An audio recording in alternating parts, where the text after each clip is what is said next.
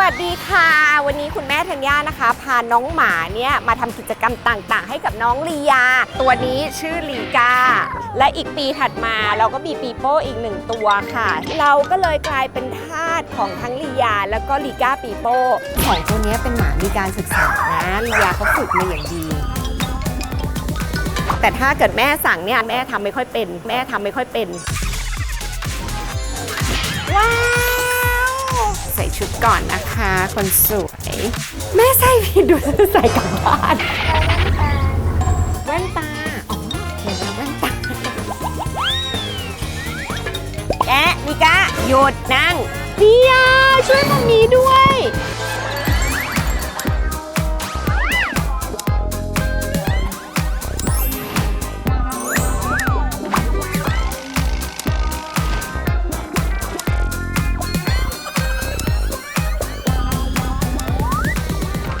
เปิดกล้องหน่อยลูกเลียที่เลียจะให้มามีซื้อขนมหมาซื้อให้ลีกาปีโป้ซื้อขนมอะไรบ้างนะคะขนมอยู่ในกระเป๋าแล้วอ๋อขนมอยู่ในกระเป๋าแล้วงั้นถ้าเกิดมามีจะซื้อใหม่ก็ซื้อแบบยี่ห้อในกระเป๋านะใช่ไหมคะอะไรไม่รู้เรื่องเดี๋ยวจะเอาลีกาปีโป้ไปอาบน้ำแล้วเลียจะเอาทรงผมแบบไหนอะไม่ตัดหน้านะคะแต่ว่าหัวให้มัดจุก2ข้างใช่ไหมโอเคมันไม่ใส่เสื้อไม่เดี๋ยวจะอาบน้ำก่อนแล้วเสร็จแล้วจะใส่เสื้อให้ค่ะเสื้อแล้วก็เป้ที่หนูเตรียมให้โอเคไหมคะโอเคค่ะบ๊ายบายสวัสดีค่ะวันนี้คุณแม่ธัญญานะคะพาน้องหมาเนี่ยมาทำกิจกรรมต่างๆให้กับน้องลียามา2ตัวนี่คือลีกาปีโป้ค่ะอีก1ตัวมาแล้วนี่เลยอ่ะต้องบอกว่า2ตัวนี้นะคะเป็นตัวโปรดของลียาตัวนี้ชื่อลีกาคือตัวแรกของลียานะคะเขาก็ตั้งชื่อของเขาเองให้แบบสอดคล้องให้คล้องจองกับชื่อตัวเองก็คือลีกาและอีกปีถัดมาเราก็มีปีโป้อีก1ตัวค่ะซึ่งต้องบอกว่าลียาเขาเป็นทาสหมาเนอะถ้าเกิดว่าได้ติดตามเขานะคะซึ่งวันนี้ค่ะเราก็เลยกลายเป็นทาสของทั้งลียาแล้วก็ลีกาปีโป้ลียาบอกว่าวันนี้จะให้2ตัวนี้มาทำสปามาตรวจร่างกายแล้วก็มาซื้อของกลับไปให้น้องหมาที่บ้านด้วยนะคะเดี๋ยวเราไปดูกันดีกว่าว่าพอน้องหมาตัดขนออกมาแล้วจะน่ารักขนาดไหนนะคะแล้วก็ไปช้อปปิ้งกันค่ะไปกันค่ะ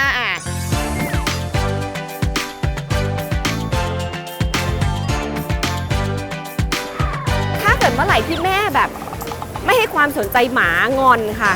นางจะงอนนะคะเพราะว่านางอยากให้แม่แบบรักหมาแล้วเวลาไปรับอะค่ะบางทีถ้าเกิดว่าที่บ้านเป็นพี่เลี้ยงไปรับอะก็ต้องเอาหมาไปนะต้องเอาหมาไปรับชอบมากถ้าเอาหมาไปรับไปส่ง2ตัวเนี้ยสามารถสั่งได้นะสั่งให้แบบให้นั่งขอมือให้หวัดดีให้ตายอะไรอย่างเงี้ยเลียจะสั่งได้แบบชัดเจนมากแต่ถ้าเกิดแม่สั่งเนี่ยอาจจะทำบ้างไม่ทำบ้างแม่ทำไม่ค่อยเป็น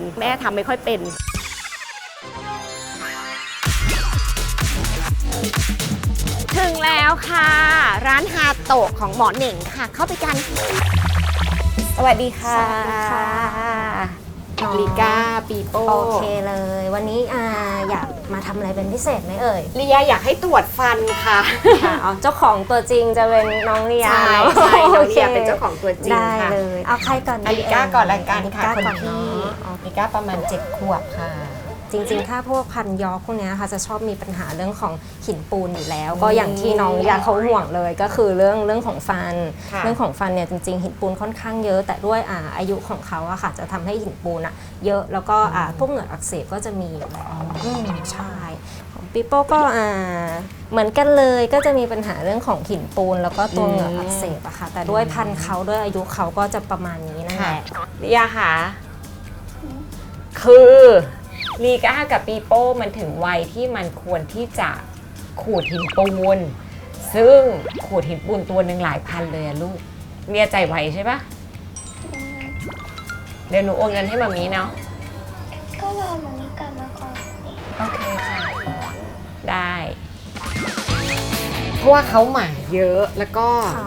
เลยบอกให้เขารับผิดชอบค่าใช้จ่ายทุกอย่างของหมาเองเขาจะได้เงินเดือนเขาก็จะมีเครียดว่าแบบ ค่าใช้จ่ายไม่พอเหมือนกับ20 ตัว20 ตัวเลยเหรอคะ แนะนำนะคะคิดว่าวันนี้น้องลิก้ากับปิโป้เนี่ยจริงๆอาจจะต้องขูดหินปูนแล้วแหละเวลาขูดหินปูนเนี่ยของน้องหมาจะต้องวางยาทีนี้ต้องขออนุญาตนัดเป็นวันอื่นเดี๋ยวตรวจเลือดอะไรแล้วก็ค่อยนัดขูดหินปูนกันอีกทีเนาะแล้วก็ที่จะทำได้วันนี้จริงๆก็จะมีอาบน้ำเดี๋ยวอาบน้ำให้น่ารักเลยแล้วก็จะมีบริการพิเศษด้วยคือจะมีตัวสปา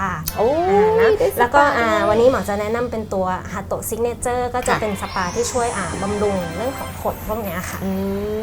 ก็จะมีทรีทเมนต์ให้เลือกด้วยแต่อันนี้ของน้องๆนะคะอันนี้ก็ไม่ใช่ของคุณนะคะคุณแม่กะจะเลือกแบบว่าสปาตัวเองแล้วค่ะเนี่ย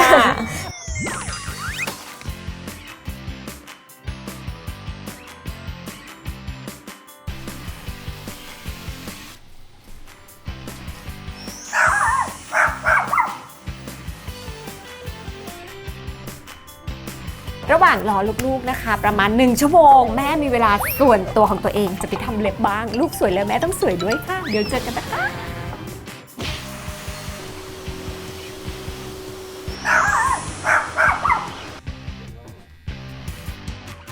เล็บไม่ได้ทำเลยค่ะเพราะว่าคิวเต็มก็เลยไปนั่งหาอะไรทานค่ะแต่ตอนนี้จะมาดูลูกสาวแล้วค่ะน่าจะได้เวลาแล้วล่ะไปว้าวตายแล้วคนนี้แต่งตัวแล้วปีโป้มาขอบคุณค่ะนี่พี่ลียาเป็นคนเลือกให้ใส่ชุดก่อนนะคะคนสวยแม่ใส่ผิดดูจะใส่กลับบ้านเขาจะเป็นแนวประเภทแบบชอบให้หมาแต่งตัวอยู่บ้านก็อยากให้ใส่ชุดสวยๆเพื่อที่ว่าเกิดใครแวะเวียนมาหาที่บ้านก็จะได้แบบเห็นน้องหมาของเขาแบบดูไฮโซดูแบบแต่งตัว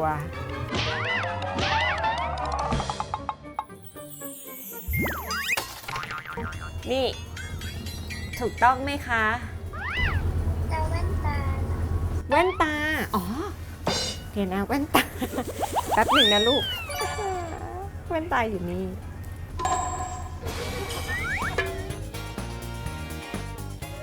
แต่งตัวอะไรถูกระเบียบแล้วนะเดี๋ยวมัมมี่จะไปช้อปปิ้งของหมานะคะโอเคบ๊ายบายเดี๋ยวทำไปใหม่นะค่ะเป็นยังไงบ้างคะลูกสาวดิฉันแว่นตาและมัมมี่เห็นไหมคะนี่แต่ว่า2ตัวนี้เป็นหมามีการศึกษานะลียาเขาฝึกมาอย่างดีเดี๋ยวมัมมี่จะลองโชว์ไหมว่าจะสั่งทำนู่นทำนี่ได้หรือเปล่าแต่ไม่รู้จะสำเร็จหรือเปล่านะ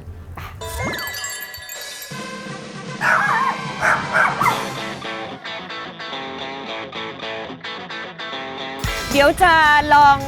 เอาวิชาของลียานะคะมาโชว์คุณผู้ชม จะได้ผลหรือเปล่าไม่รู้แต่ตอนนี้ตัวนี้ดื้อมากลีก้าดื้อแต่ปีโป้ลีก้าหยุดนั่งลีก้านั่งลียาช่วยมัมมี่ด้วยลียามัมมี่จะฝึกหมาแต่ว่าลีก้ามันดื้อมัมมี่ต้องทำไงอ่ะลีก้านั่งมือมัมมี่ถูกไหมอะไรนะคะต้องถอดกระเป๋าก่อนโอ้ยต้องถอดชุดด้วยใช่ไหมลีก้าถอดชุดก่อนลูกเดี๋ยวก่อนลิโป้นั่งคอยลิก้านั่งลิก้าขอมือลิก้าขอข้างนี้ด้วยขอข้างนี้เก่งมากใจเย็นลูกใจเย็นเดี๋ยวนะเราจะโชว์ตายก่อนลิก้านั่งมันต้องทำมือไงนะคะตบพื้นนอนลิก้านอนเก่งมากตัวนี้เก่งป่ะลูกชมมัมมี่บ้างทำไมเหรอลูกลิก้านี่ถ้าเกิดมันแบบมันใส่ชุดมันจะไม่ทำเหรอโอเคค่ะบ๊ายบายแค่นี้นะเก่งเปล่าดีใจมากเขาหมาไม่ค่อยฟังแม่เท่าไหร่เย้ปรบมือให้หน่อยเก่งก็ดีใจนะเขาเชื่อฟังแต่ตอนแรกก็แอบเวอร์เหมือนกันว่าทำไมตัวนี้มันดื้อทำไมมันไม่ฟังเราแต่พูดถึงว่าเวลาเรามีสัตว์เลี้ยงแบบนี้มันก็เหมือนเป็นญาติเนาะเป็นเหมือนลูกหลานของเราเพราะว่าเราก็เลี้ยงเขาตั้งแต่2-3 เดือนนะคะจนแบบจบชีวิตเขาเนาะดูแลแบบอยู่ในบ้านลียาเขาก็เอาไปนอนด้วยเราก็เลยรู้สึกว่าเ เขาก็เป็นส่วนหนึ่งของชีวิตของครอบครัวเราอะเพราะฉะนั้นเราก็เลยอยากที่จะดูแลเขาให้ดีที่สุดนะคะแล้วก็อย่างคนเราทุกคนเนี่ยก็ต้องการความมั่นคงให้กับตัวเองนะคะที่ว่าสัตว์เลี้ยงก็เช่นเดียวกันนะคะเพราะฉะนั้นเรื่องประกันภัยเนี่ยเป็นเรื่องจำเป็นมากๆเลยอย่างบ้านธัญญาเนี่ยสัตว์ทุกตัวค่ะเราจะซื้อประกันภัยให้กับเขานะคะเป็นประกันของทิพยประกันภัยนะคะที่มีชื่อว่าทิพเพทเลเวอร์นะคะซึ่งคุ้มครองหลายๆอย่างเลยเกี่ยวกับสัตว์เลี้ยงนะคะไม่ว่าจะเป็นในเรื่องของวัคซีนมีการจ่ายค่าวัคซีนให้กับสัตว์เลี้ยงนะคะแล้วก็มีเรื่องของอุบัติเหตุหรือการเจ็บป่วยถ้าเกิดว่าสัตว์เลี้ยงของเราเกิดอุบัติเหตุมีการเจ็บป่วยก็จะมีค่ารักษาพยาบาลหรือแม้กระทั่งสัตว์เลี้ยงของเราเสียชีวิตนะคะก็จะมีการจ่ายค่าทำศพให้นะคะเหมือนคนเลยค่ะมีการจ่ายเงินชดเชยให้หรือถ้าเกิดว่าพลัดพรากจากเราหรือหายก็มีจ่ายค่าใช้จ่ายต่างๆที่เราจะต้องแบบประกาศตามหาสัตว์เลี้ยงของเราหรือแม้กระทั่งสัตว์เลี้ยงของเราอย่างน้องหมาของเราไปกัดคนอื่นอย่างเงี้ยค่ะทำให้คนอื่นได้รับความบาดเจ็บทางทิพยประกันภัยก็จะรับผิดชอบค่าใช้จ่ายตรงนี้ให้ด้วยหรือว่าค่ารับฝากเลี้ยงเวลาที่เราต้องเดินทางไปต่างประเทศก็ถือว่าการมีประกันสำหรับสัตว์เลี้ยงอ่ะก็เป็นอะไรที่แบบมันก็อุ่นใจนะว่าวันหนึ่งถ้าเกิดโอเคเราเกิดวันหนึงเกิดช็อตขึ้นมาแล้วแบบสัตว์เราป่วยสัตว์เราไปกัดคนอื่นสัตว์เราต้องฉีดวัคซีนแล้ววันนั้นฉันไม่มีเงินน่ะเราก็มีประกันตรงนี้ที่คอยรองรับนะคะเพราะฉะนั้นที่เชื่อว่าทุกคนที่รักสัตว์ก็อยากที่จะมีอะไรก็ตามที่มันเป็นการคุ้มครองสัตว์เลี้ยงของเรานะคะถ้าเกิดว่าใครอยากสอบถามรายละเอียดเพิ่มเติมเนี่ยสามารถโทรไปได้นะคะที่หมายเลข1736หรือสามารถที่จะเข้าไปดูรายละเอียดได้นะคะที่ tipinsure.com สามารถเข้าไปดูรายละเอียดได้เลยว่าถ้าเกิดว่าเราต้องการที่จะทำประกันแบบนี้แบบนั้นแบบนู้นเสียเงินเท่าไหร่คุ้มครองอะไรบ้างรายละเอียดต่างๆนี้เข้าไปดูเลยค่ะแล้วคุณก็จะได้มั่นใจนะคะว่าสัตว์เลี้ยงของคุณที่คุณรักมากๆเนี่ยจะอยู่ในความคุ้มครองของทิพย์เพทเลเวอร์จากทิพยประกันภัยค่ะภารกิจเรายังไม่เสร็จสิ้นค่ะช้อปปิ้งให้น้องหมานี่เลยร้านใหญ่มากเลยค่ะตายแล้วเราอุ้ม2ตัวนี้จะช้อปยังไงฝากไว้ตรงนี้ก่อนแล้วกันมีพี่เลี้ยงมาด้วยค่ะไม่ต้องกังวลนะคะไม่หายค่ะดูแลด้วยนะคะหลักๆเลยอยากซื้อขนมให้น้องหมาค่ะคือเรื่องอาหารเรื่องขนมเลียเขาจะเป็นคนจัดการหมดเลยค่ะเพราะว่าเขาเรียนเป็นครูฝึกหมาเขาก็จะรู้รายละเอียดตรงนี้หมดเลยเขาก็จะเป็นคนแบบไปซื้อเองอะไรเองวันนี้เนี่ยก็จะเป็นเซอร์ไพรส์ให้เขานิดนึงนะคะว่าแม่มาเลือกไม่รู้จะถูกใจหรือเปล่าหรืออาจจะโดนดุก็ได้ว่าแบบซื้อไม่ถูกใจซื้อผิด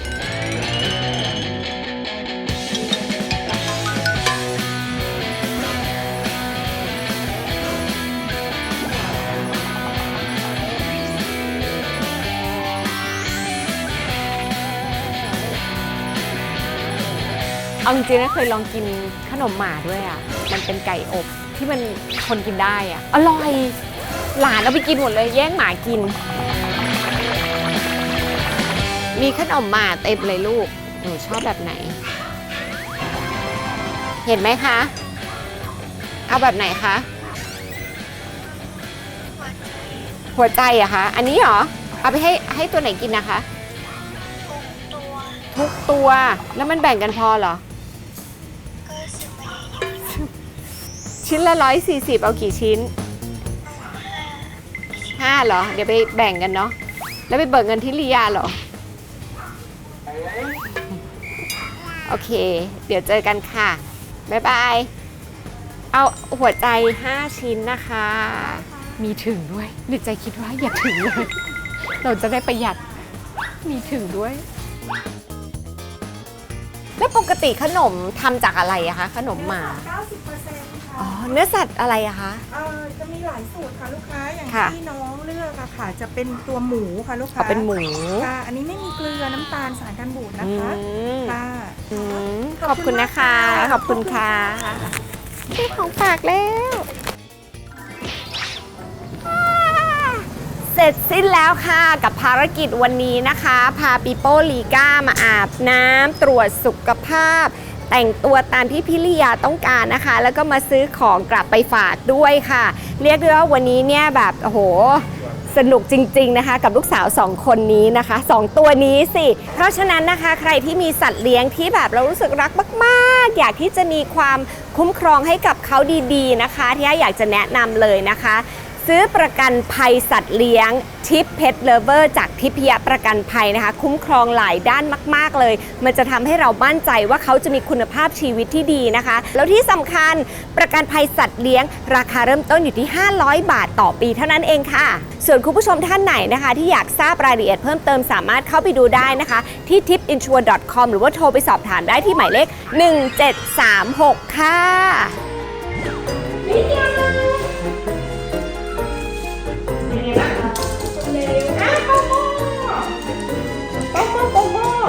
ป็นไงคะหอมนะเดียดม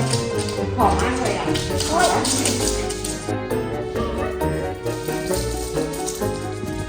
นี่ชื่ออะไรนะโดนัทตัวนี้เป็นแมวที่แบบว่าใจดีที่สุด